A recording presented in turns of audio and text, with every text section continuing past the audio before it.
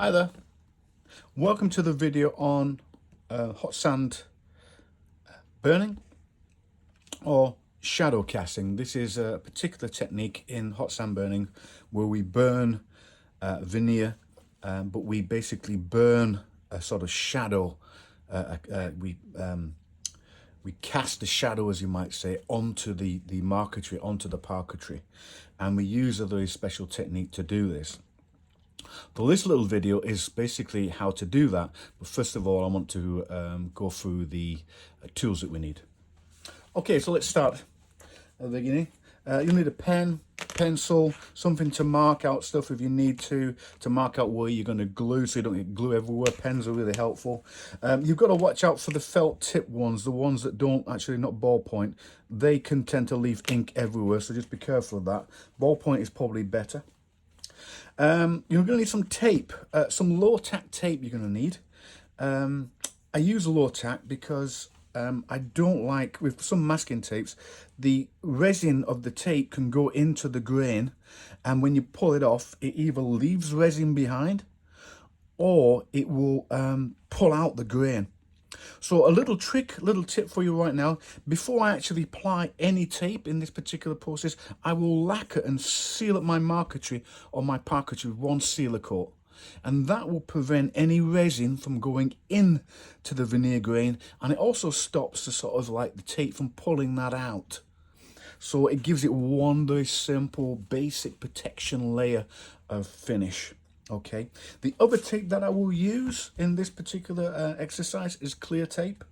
You can use the small office tape as well, but I tend to use the wider version, because if you have a small version of little lines, when the heat gets applied, that line becomes a weakness and it will curl up or burn back or creep back, or you know, the plastic, and then you're getting gaps. And if you're using hot sand, it gives it another area where hot sand can get into that and get underneath. So wider is better for me in this. The other thing you might do if you're using straight lines is get a ruler. I've got a small one here. You know, you can also use like a wider one. It's just basically to give you a guide when you're cutting, so you know that you're cutting a straight line. So rulers are handy. Talking of cutting, get yourself, or get your scalpel or a sharp knife. The finer or the more precise the tip, the better. It's because you're doing like fine curves or etc. So a fine sharp tip is really important. You're not using a knife in this particular process to actually cut veneer. All you're using it is to cut through little thin sellotape and thin foil. So no pressure. You're not cutting to China. You're not cutting to the center of the world. It's just basically to allow to cut very fine bits of tape off. So minimum pressure but sharp as possible. We're also going to need to use two types of brushes.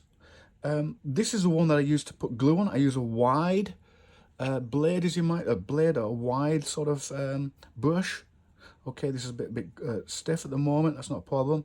Wide. Don't go for the pencil ones unless you really want to. You're going to spend a lot of time. I'll show you in the video why I use this particular brush. But yeah, just a nice little art brush. Doesn't have to be fancy or expensive. The other kind of brush that I use, which I'll use to basically brush over the tape and over the foil, is a nice soft brush. No glue comes into contact with this. It's just to brush it down and to allow the foil to go as smoothly onto the glue area as possible. Talking the glue, get yourself some sort of Pritt stick, a glue stick, something like that. Some sort of doesn't have to be expensive, just a glue stick, okay? And that's what you'll need. What else will you need? Talking of foils earlier, you're gonna need some kitchen foil, simple aluminium foil, okay? That's all you need, and that basically will be used in this particular process. So now we've got the video of all the sort of tools and equipment that we'll need. We can now get on to the process of how we do shadow casting.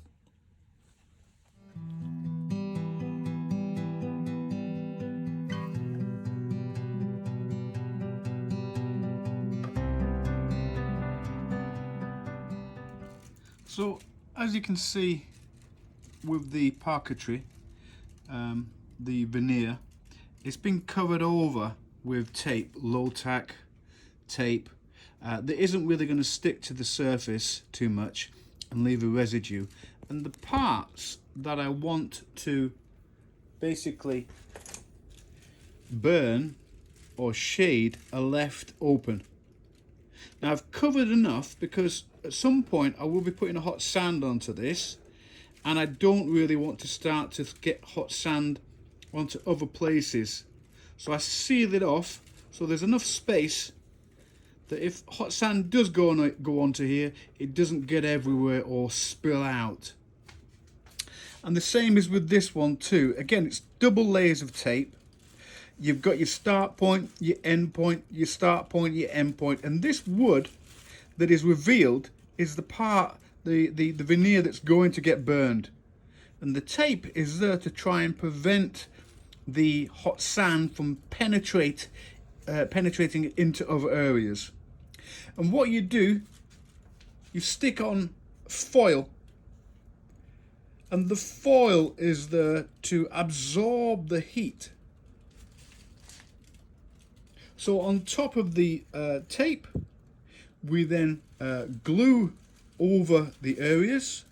We then lay on top foil, and the foil, when the sand goes, is basically where the heat gets dissipated into. So the heat only goes into the wood or the grain areas here.